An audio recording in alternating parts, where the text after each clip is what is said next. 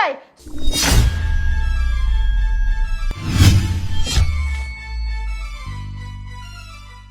কি রে, মারবি না?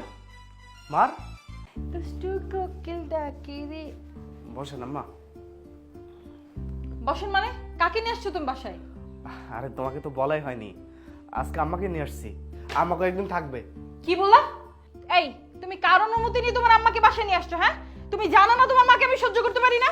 তুমি আমার অনুমতি ছাড়া আমার বাসায় কেন নিয়ে আসবে তোমার মাকে? এই মহিলা, আপনার লজ্জা শরম নাই? আপনি জানেন না আপনাকে আমি সহ্য করতে পারি না, আপনি আমার বাসায় কেন আসবেন? আপনাকে আমি কতদিন নিষেধ করেছি আমার বাসায় না আসার জন্য। আপনার কি লজ্জা শরম না? একেবারে ধুইরে আপনাকে। এই যান, বেরো বেরো বলছি। আরে বাবা, তোমাকে তো বললামই, আমার আম্মা আসছে, দু একটা দিন থাকবে, তারপর চলে যাবে। দু একটা দিন আসছে, খাওয়া দাওয়া করুক, থাকুক, তারপর চলে যাবে। বড় ভাইয়ের বাসায় রেখে আসবো, অসুবিধা তো নাই, তাই না? দু একদিনের ব্যাপার, একটু মানিয়ে নাও না। চুপ, একদম চুপ। দুই একদিন তো দূরের কথা, একদিন কেন, 1 ঘন্টা 1 সেকেন্ডে সহ্য করতে পারতেছি না তোমার আম্মাকে। বের করবি তুই নাকি আমি ঘাড় ধরে নিজের হাতে বের করব? আচ্ছা তুমি একটু ঠান্ডা হও, দু একটা দিন থাকতে দাও, তারপর উনি চলে যাবে। আমি নিজের হাতে রেখে আসবো, তুমি এমন করো না। আমাকে একটু বাজারে যেতে দাও। বাজার মানে? কার জন্য বাজার করবি তুই? এই মহিলাটার জন্য, এই ফকিন্নিটার জন্য তুই বাজার করবি?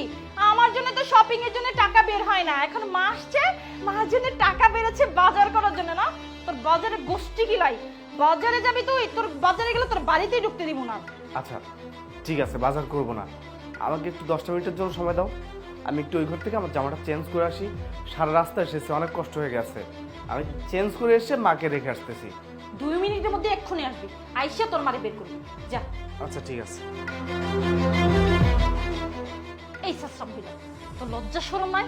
এতক্ষণ যাবত যে ঝাড়তাছি তোর ছেলের সামনে, তোর কি গায়ে লাগে না? হ্যাঁ, তুই কি ভাবছস তোর ছেলের সামনে যে তোর এতক্ষণ যাবত ঝাড়ছি, এখন তোর কি অবস্থা হবে তুই বুঝতে পারতেছস? তোরে তো আমি মাইরেই ভালো, আজকে পিড়ায়া তোরে দেখ কি করতেছি। এতদিন আমার বাবা মাকে মেরে এসেছিস না, মার। আজকে তুই তো নিজের বাবাকে মার, আর আমি দাঁড়িয়ে দাঁড়িয়ে দেখি। বাহ, ভালোই তো মারতেছিস।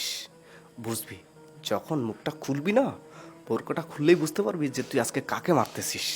আর আজকেই তুই বুঝতে পারবি যে নিজের বাবা মাকে মারার ফলটা কেমন হয়। যা, বেরো বেরো এখান থেকে, বেরো।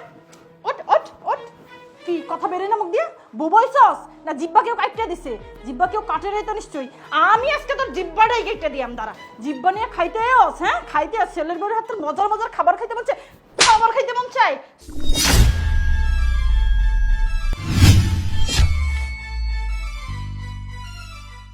কি রে, মারবি না? মার, আরো কয়েকটা মার। দাঁড়িয়ে আছিস কেন?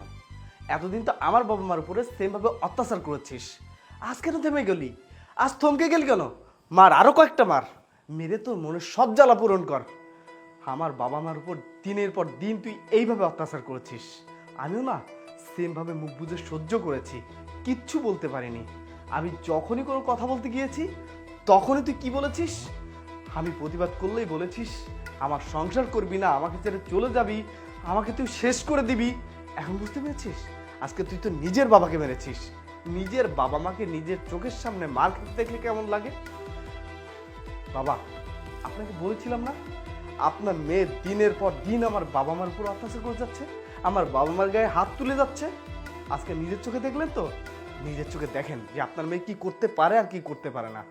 আমি বহুবার চেষ্টা করেছি ওকে থামাতে, কিন্তু কোনোভাবেই সফল হতে পারিনি। আজকে খুব কষ্ট হচ্ছে না? এই সেম কষ্টগুলো আমারও হয়েছিল, কিন্তু আমিও কিচ্ছু বলতে পারিনি, সব মুখ বুঝে সহ্য করে নিয়েছি।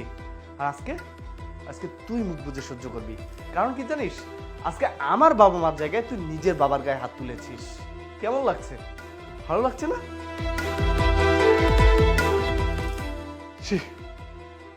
তুই যে আমার নিজের মেয়েটা ভাবতে আমার ঘৃণা হচ্ছে। তোকে কি আমি এই আদর্শ মনে করেছি? তুই যে এত নিচে নেমে গেছিস সেটা আমার নিজের চোখে না দেখলে তো আমি বিশ্বাসই করতে পারতাম না। তুই কিভাবে পারলি তোর শ্বশুর শাশুড়ির সাথে এত খারাপ আচরণ করতে? তোর বিবেকে একটুও বাধা দিল না? আজকে নিজের বাবাকে দেখে চমকে গেছিস। মার, আরো কয়েকটা মার আমাকে, তাহলে আমার উচিত শিক্ষা হবে যে আমি এমন একটা মেয়েকে জন্ম দিয়েছি। এখন আমি জামাই বাবাজির সামনে কি করে মুখ দেখাবো? তার সামনে তোমার মুখটা লজ্জায় হেঁট হয়ে গেল। আমি কত গর্ব করে বলেছিলাম জামাই বাবাজিকে যে আমার মেয়ে কোনোদিন এরকম হতে পারে না। আজ আমি নিজের চোখে না দেখলে তা কোনোদিন বিশ্বাস করতে পারতাম না। তুই কি করে পারলি মা বাবার বয়সী শ্বশুর শাশুড়ির সাথে এরকম ব্যবহার করতে? বাবাজি, তোমার সামনে আমার লজ্জায় আমার মাথাটা হেট হয়ে গেছে, তোমার মাথাটা নিচু হয়ে গেছে। তোমার যা মন চায়, যা ইচ্ছা হয় তুমি তাই করো। আমি আমার এই মুখটা তোমার সামনে আর দেখাতে পারছি না। বাবা, আপনার আমাকে আর মুখ দেখাতে হবে না। একটা কথা বলি, আপনি আপনার মেয়েকে নিয়ে আমার বাসা থেকে চলে যান। আমি আপনার মেয়ের সাথে আর ঘর করব না। ওকে নিয়ে আমি আর কোনোভাবেই সংসার করব না, যে কিনা আমার বাবা মাকে তার নিজের বাবা মা মনে করতে পারে না, আমার বাড়ির কোনো আত্মীয় স্বজনকে যে দেখতে পারে না। ও শুধুমাত্র ওর ফ্যামিলির লোকজন ছাড়া আর কারো ফ্যামিলির লোকজনকে সহ্য করতে পারে না। আমি এমন একটা মেয়ে মানুষ নিয়ে কখনোই ঘর করব না। আপনি ওকে নিয়ে এখন এই মুহূর্তে আমার বাসা থেকে চলে যান। আমি হাত জোর করে ক্ষমা চাচ্ছি তোমার কাছে, প্লিজ দয়া করে আমাকে ক্ষমা করে দাও। আমি ভুল ছিলাম, ভুল কাজ করেছি। আমি বুঝতে পারিনি। আমার শাস্তি আল্লাহ নিজে হাতেই দিয়ে দিয়েছে। আমি আমার নিজের হাত দিয়ে আমার নিজের জন্মদাতা পিতাকে থাপড়াইছি। আমার এর থেকে বড় শাস্তি আর কি হতে পারে? প্লিজ দয়া করে তুমি আমাকে ডিভোর্স দিও না।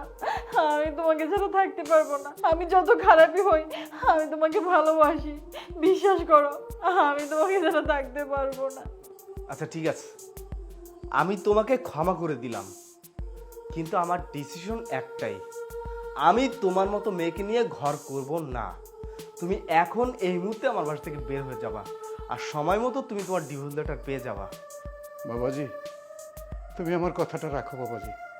আমার মেয়ে যখন তার ভুল বুঝতে পেরেছে, তখন তুমি তাকে ক্ষমা করে দাও। ও আর জীবনে কখনো এরকম ভুল করবে না বাবাজি। ঠিক আছে বাবা, শুধু আপনি বলেছেন দেখে আমি ওকে শেষবারের মতো ক্ষমা করে দিলাম, কিন্তু এর পরে যদি কখনো ও এই একই ভুল করে, তাহলে ওকে নিয়ে না এরপরে আমার আর সংসার করা হবে না। ও যদি আজকে ওর নিজের দোষটা শুধরে নেয়, তাহলেই কেবল আমি ওকে নিয়ে সংসার করব। তাছাড়া ওকে আমি আর কখনো কোনো সুযোগ দেব না।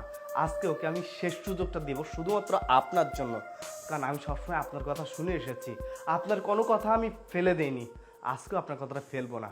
কিন্তু মনে রাখবেন বাবা, এটাই ওর জন্য লাস্ট সুযোগ। না, আমি আর কখনো এমনটা করবো না। আমি তোমাদের সবাইকে নিয়ে মিলেমিশে একসাথে থাকবো। তুমি সত্যি বলছো? আমার বাবাকে তুমি তোমার বাবা মার মতো দেখবা? হ্যাঁ। ঠিক আছে, আমি এক্ষুনি যাচ্ছি, বাজার করে আনছি, আর আমার বাবা মাকে নিয়ে আসতে যাচ্ছি। হ্যাঁ বাবা, আপনি কিন্তু থাকবেন। হ্যাঁ ঠিক আছে।